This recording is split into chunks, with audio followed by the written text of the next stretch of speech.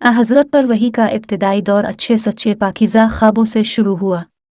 आप ख्वाब में जो कुछ देखते वो सुबह की रोशनी की तरह सही और सच्चा साबित होता। फिर मनजानिब कुदरत अब तन्हाई पसंद हो गए और अपने गार हिरा में खलवत नशीनी इख्तियार फरमाई और कई कई दिन और रात वहाँ मुसलसल इबादत और याद इलाही और ज़िक्र व फ़िक्र में मशगूल रहते। जब तक घर आने को दिल ना चाहता तो शाह हमरा लिए हुए वहाँ रहते। तो शाह ख़त्म होने पर ही अहलिया मोहतरमा हज़रत खदीजा रज़ी अल्लाह अन्हा के पास तशरीफ़ लाते और कुछ तोशा हमरा लेकर फिर वहाँ जाकर खलवत गुज़ी हो जाते। यही तरीका जारी रहा यहाँ तक कि आप पर हक़ मुनकशिफ हो गया और अब गार हिरा ही में क़याम पज़ीर थे कि अचानक हज़रत जिब्रील अलैहिस्सलाम आपके पास हाजिर हुए और कहने लगे कि ए मोहम्मद पढ़ो। अब फरमाते हैं कि मैंने कहा कि मैं पढ़ना नहीं जानता। अब फरमाते हैं कि फ़रिश्ते ने मुझे पकड़कर इतने ज़ोर से भींचा कि मेरी ताकत जवाब दे गई। फिर मुझे छोड़कर कहा कि पढ़ो। मैंने फिर वही जवाब दिया कि मैं पढ़ा हुआ नहीं हूँ। इस फरिश्ते ने मुझको निहायत ही ज़ोर से भींचा कि मुझको सख्त तकलीफ़ महसूस हुई। फिर उसने कहा कि पढ़। मैंने कहा कि मैं पढ़ा हुआ नहीं। फरिश्ते ने तीसरी बार मुझको पकड़ा और तीसरी मर्तबा फिर मुझको भींचा। फिर मुझे छोड़ दिया और कहने लगा कि पढ़ो अपने रब के नाम की मदद से जिसने पैदा किया और इंसान को खून की फटकी से बनाया। पढ़ो और आपका रब बहुत ही मेहरबानियाँ करने वाला है।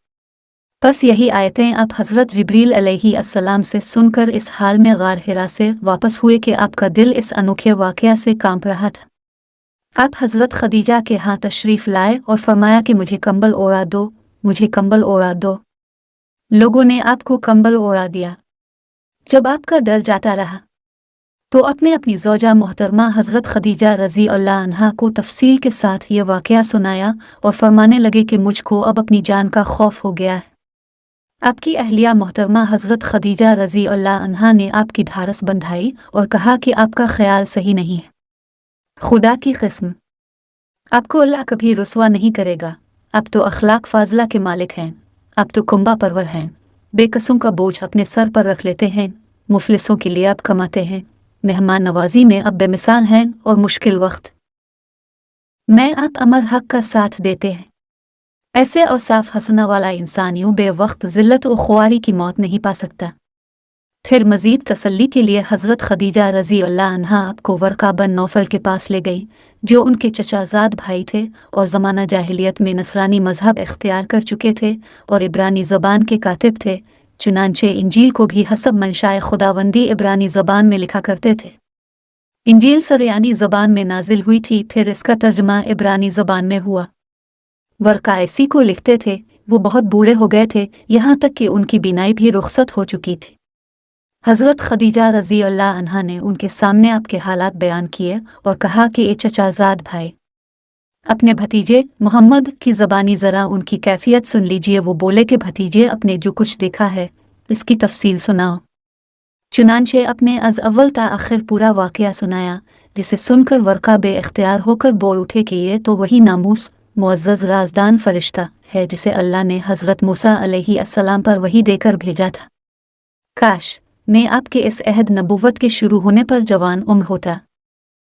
काश मैं इस वक्त तक जिंदा रहता जबकि आपकी कौम आपको इस शहर से निकाल देगी। रसूल करीम ने यह सुनकर ताज्जुब से पूछा कि क्या वो लोग मुझको निकाल देंगे, हालांकि मैं तो इनमें सादिक व अमीन व मकबूल हूँ। वर्का बोला, हाँ ये सब कुछ सच है, मगर जो शख्स भी आपकी तरह अमर हक लेकर आया लोग उसके दुश्मन ही हो गए हैं। अगर मुझे आपकी नबुव्वत का वो ज़माना मिल जाए तो मैं आपकी पूरी मदद करूँगा। मगर वर्का कुछ दिनों के बाद इंतकाल कर गए। फिर कुछ अरसा तक वही की आमद मौकूफ़ रही। साही थलाथा किताब व हकाफ बयान में स्टेटस सहीह www.theislam360.com